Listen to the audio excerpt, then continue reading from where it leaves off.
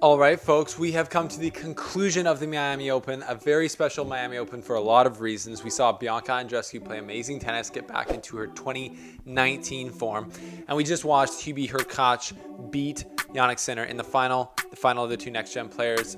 Two guys who are in our top 10 players in the next 10 years battling it out for their first Masters 1000. You love to see it. Hubie comes through and shows some of his killer instincts. So we're going to get into what happened with Bianca and the men's side with Hubie in this episode of The Slice. I go fair. Have you been watching The Slice? You're Coming at you from the Delray Beach Open. Miami Open down here in the grounds. Hey, Novak. I don't make me hungry. We are here with the man, Milos Raonic. Welcome to The Slice. Well, thanks for being here, folks. As always, shout out to the Miami Open for giving us behind-the-scenes access with the press pass. It's just awesome to bring the fans, tennis media for the fans, by the fans, behind the scenes to really get around these players. So shout out to the fans who support us on Patreon on the Front Row Show. I've asked some of your questions to the players, as you saw, and it was awesome. Click the link below to join the Front Row Show. You get multiple videos every month that are exclusive to Patreon. You can ask questions to pros whenever we get press passes at these tournaments. So let's get into what happened here. Hubert Hurkacz, I love this kid. I've been covering him for a couple of years now. I think the first time I really saw him is back in 2019 at Miami when we were there live, and he beat Dominic Thiem in the second round. And I was like, damn, this kid is good. He hits big. He's got that Novak Djokovic style where he slides out into his backhand. And he's 6'5", so he's big and he can move, and he's now just playing the best tennis of his career. Like, the route he took to the final here was amazing. He beat Kudla and then Shapovalov, Raonic, Tsitsipas, Sinner. Like, amazing route to the final. Super tough. Like, it's as tough as some of the majors that have been won in the recent years, for sure. So big congrats to Hubert. He played well in this match against young Jannik Sinner, who's been blasting the ball. Everyone talks about him. Jannik Sinner is the future. We all know that. But I think Hubert Hurkacz, I was happy for him to get the win today because Jannik's time will definitely come. And, the way Hubert was playing this week, he just deserved it. Nobody would want to play him the way he's playing right now. All of his strokes are huge. He's returning super well, getting a lot of returns in play. And then he can just take that beautiful backhand up the line like whenever he wants. So that was amazing. I just asked him how happy he was about his volleys at the net during some specific points in that final. And he said he was stoked and he was trying to mix it up because Jannik Sinner is so powerful from the baseline, which is obviously true. Jannik Sinner, on the other hand, and his press conference afterwards said something along the line of, I didn't come here to make the finals. I came here to win. Absolutely gangster. Love hearing that talk from him. That's not everyone who says that is going to be a great one, but all of the great ones talked like that at some point. I think they expect to win. They want to win. Reminds me of a young Tiger Woods. He's like, I'm not just showing up to get second place. Like, I love that from Jannik. You'll be back and he'll be better, I'm sure. In the final wasn't his best today. On the women's side, Bianca Andreescu makes it to the final, playing amazing tennis the whole time, just inspired, not like destroying everyone, but just finding a way to win. Like I talked about this week, having the confidence that she was just going to find a way to pull it through.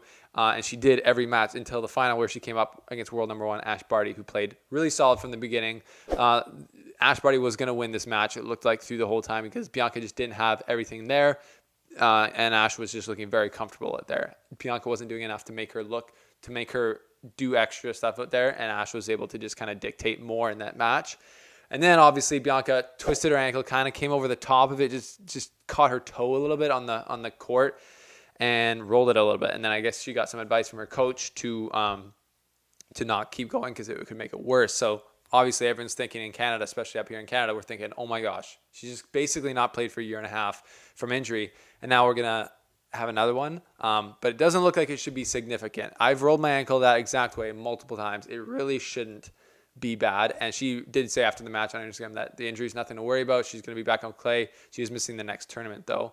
But great tournament for her to be back. She's obviously disappointed to lose in the finals. But I asked her what momentum she was taking and how her emotions were leaving this tournament. And here's her response. Hey, Bianca, really tough for you way to end today. But just from this whole tournament, I guess, what's the emotions you take away from this event and the momentum you kind of bring out of it going forward? Yeah, to me, it was a great tournament. Like, I really fought through very tough matches, and my body seemed to be good up until today. I mean, I think it was just like a freak accident. Like I twisted my foot and yeah. But other than that, like I'm super grateful. Like this is my first tournament back and one of my first tournament back in a really long time, and all I can say is that I'm super grateful.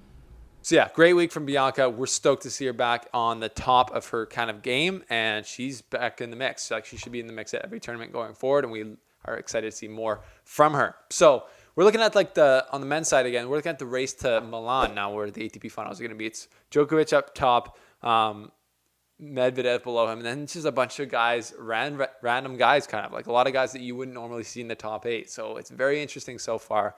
I cannot wait to get to the clay to see that. We've got a press pass request in for Madrid. Hopefully we can get it. But yeah, this week was an awesome look at the future of men's tennis. And if you're not excited about it, I don't know if you're a real tennis fan. Like, it's amazing. We got Hubert Hurkacz is hopefully in the mix. Sinner, Tsitsipas, Zverev, Medvedev, those 3 guys kind of choked this week when the pressure was on them with the big 3 now here. But at the end of the week, Korda, like amazing. TFO, I love them. There's so many young guys, so many young gunners. Kalkinakis, we talked to him earlier in the week. Go to our LinkedIn. Sorry, not our LinkedIn. You can if you want, but our Instagram. You can find some of these clips from the press room there. Check the link below for the Front Row Show. We appreciate the support big time. We'll see you guys on the next episode of The Slice.